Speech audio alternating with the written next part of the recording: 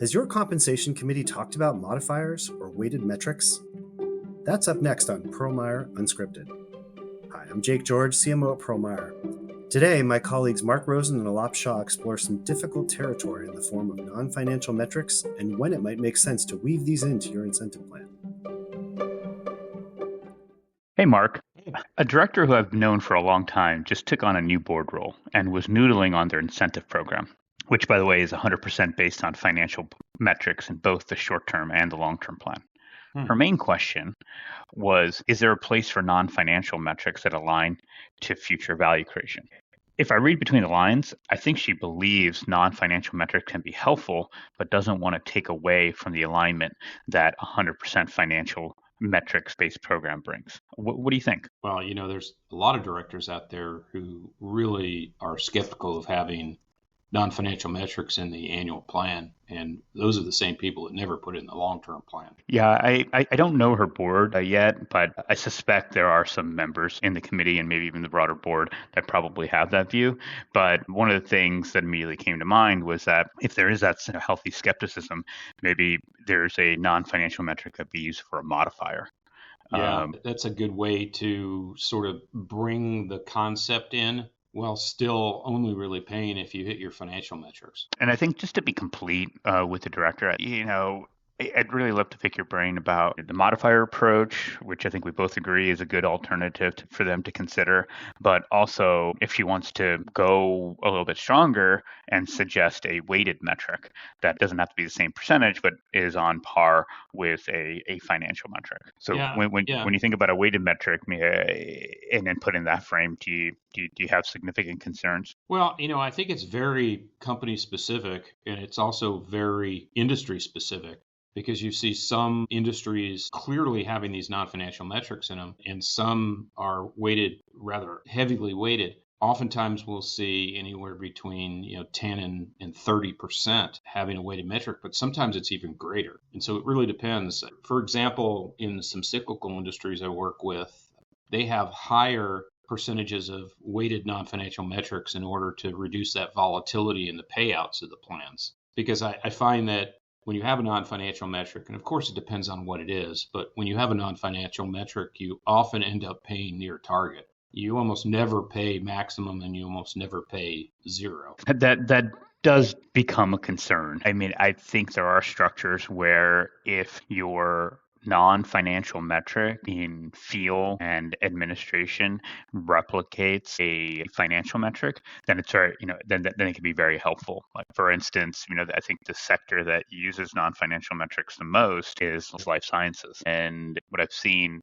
with those is that you could have certain threshold, target, and superior linked to how long it takes to develop a therapeutic area. And so if it takes longer, then you're getting a threshold payout, and if it's a shorter duration, then you're getting something closer to superior because it allows the go to market and revenue generation to become a process to be quicker. Yeah, but that's a company that would have a very high percent of the annual incentive in the form of a non-financial metric. From a prevalence perspective, I would suggest that they're actually quite common in companies in, for example, safety. Most manufacturers, extractive industries, utilities, they're going to have a safety metric. Not everybody will have a safety metric. And that's another example of you tend not to pay maximum because the targets are set as close as you can get to zero incidents, which is impossible just because we're all human. But striving for it is a great goal. And then we've seen all of this ESG over the last few years. But while the DE&I may not make it much further in today's environment, clearly safety, emissions, carbon reduction is still highly prevalent for those industries with a lot of, I don't want to call pollution, but emissions. That's a really important metric. I'm not so sure how carbon reduction it works in biotech, but it certainly is important even for some of the larger tech companies. Oh, no, absolutely. I mean, I think focusing on some of those types of metrics, I think is definitely something that I tend to bring up with this director, because there is, when you think about, as you mentioned, carbon emissions, there is definitely a threshold and target and superior framework I could see happening based on how you set yourself up on the goals for the annual incentive program. So, to me, that's one of those metrics that can be structured akin to a financial metric. But there is a whole host in that ESG bucket. There is a whole host of metrics that I think that do lend itself. I think the question will be is that if her goal is to have something that really increases the value and supports the value creation of the organization, is ESG the right sort of bucket to put that in? And I don't know the answer to this for this particular company, but I want to keep in mind that we don't want to introduce something as a weighted metric that's going to take away from the financial metrics that are already closely aligned to value creation. Yeah, a couple thoughts there. Don't forget that some of the reasons for this ESG is because we're sending a message. And we're sending a message not just to the participants in the plan, but we're sending a message to the entire population of our employee population. But we're also sending an external message that says, hey, in the example of safety, this is really important to us. Carbon reduction is really important to this. So we're measuring it and we're paying people. I'm not so sure that some of these metrics have much of an impact on behavior. I think that something that is only worth less than 5% of your overall incentive isn't going to grab your attention every day that you get out of bed and say, oh, I'm going to reduce carbon today. But I think it sends the message that overall, this is an important value of our organization and we're going to strive towards it. Absolutely. And I think, that you're absolutely right. I mean, because this is the age-old question that we've been having with that on ESG is that how much does this need to be a metric versus how much is this, just cultural in how you, set up your organization and the values that you bring to the table. So outside of ESG, I mean, another metric that I was thinking about was an efficiency metric. So not exactly profitability, but having a efficiency metric it's essentially a non-financial metric, but I could see that being really value accretive to an organization if they were to select the right one. Oh yeah, we see that pretty commonly in certain manufacturing environments, chemicals, for example, especially commodity chemicals. We like to see if we can't run a plant at the nameplate or better. How efficient can we be? Because obviously the greater utilization of your assets, the more profitable you're going to be. So there are all sorts of things like that. I think about hospitality, and you're always looking at this combination. Hotels use RevPAR, and so you're always looking at what your rate per room is, but you're also looking at how many rooms are rented, sealed. Just like in the airlines, if you have an empty seat, you lost money and you're never going to get it back. So there are all sorts of these efficiency, for lack of a better term, metrics that are really important in certain industries. But you talked about value creation. I think that's very situational, but I had a client that put in a value creation plan that was based on ideas that were generated by the employee population. And we looked at what the run rate was for whether cost savings or new projects that were identified that would increase EBITDA.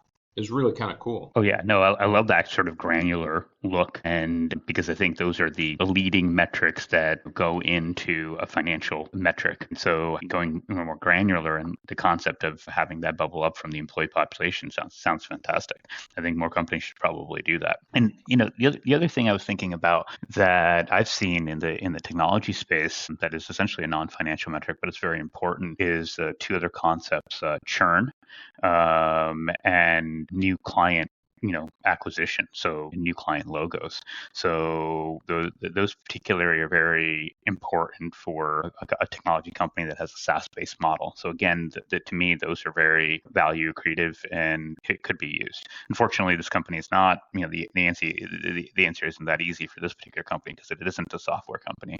But that was just another one that I've seen, very industry specific and prevalent. Have you talked to her about individual performance? Sometimes it's a modifier, but sometimes it's just a weighted metric. That's a good point. And I guess the concern there is that if they've been for years just using 100% financial metrics, I'd wonder if they have the appropriate performance management system. But I think I'll ask the question because it didn't occur to me to think about that. I was thinking about sort of more corporate higher level metrics. But you're right. I mean, doing this on an individual metric basis could lead to the same result, but they just have to have that performance management and monitoring, in the right place. Well, you absolutely have to have a robust performance management system. And I'm also a little skeptical of it. It works best for the general population. As we get towards the executive level, it does have a little bit of hair on it because we need to be careful. Companies never like to disclose when participants who will be disclosed in the proxy will perform poorly. And we want to have a zero or a negative impact on their incentive. So, for example, they don't hit target, they hit 75% of target on individual performance. Now, the more robust the metrics within that individual performance, the easier it is to say, well, they didn't achieve this particular target and it's not them individually.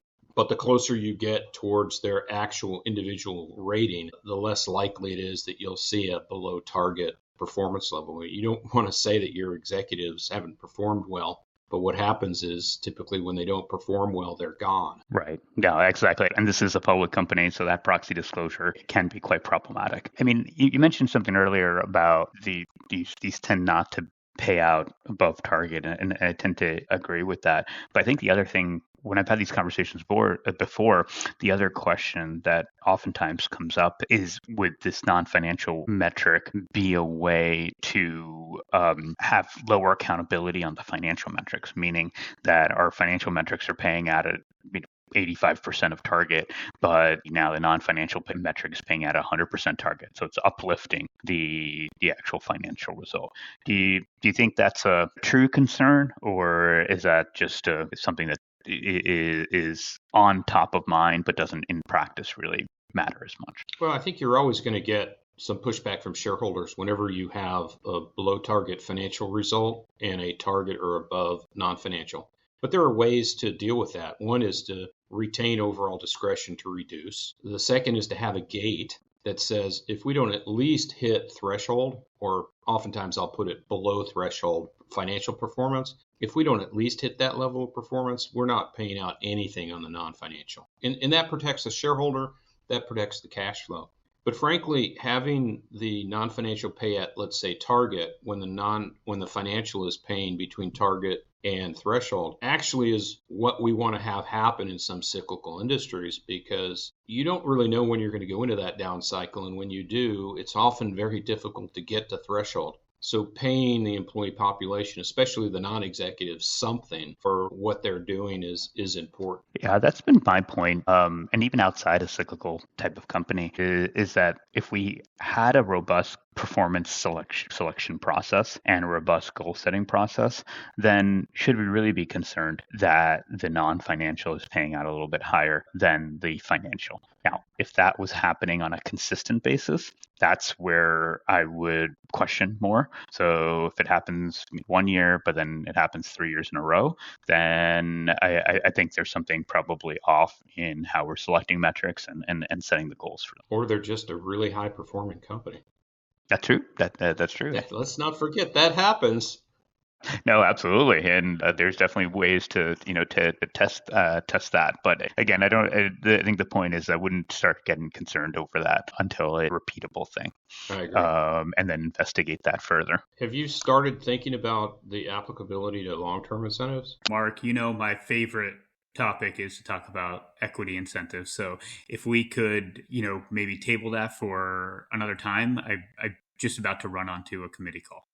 Oh, yeah, that works great. Just give me a shout when you get a chance. All right. Thanks, Mark. Take care. You too. Bye. That brings us to the end of part 1 of this 2-part conversation. Join us next week as Mark and Aalap close out this first season of ProMeier Unscripted with some incentive plan disclosure and communication guidance. Be sure to look for us on Spotify, promeier.com, or wherever you get your podcasts. Thanks for listening, and we'll meet you back here next week.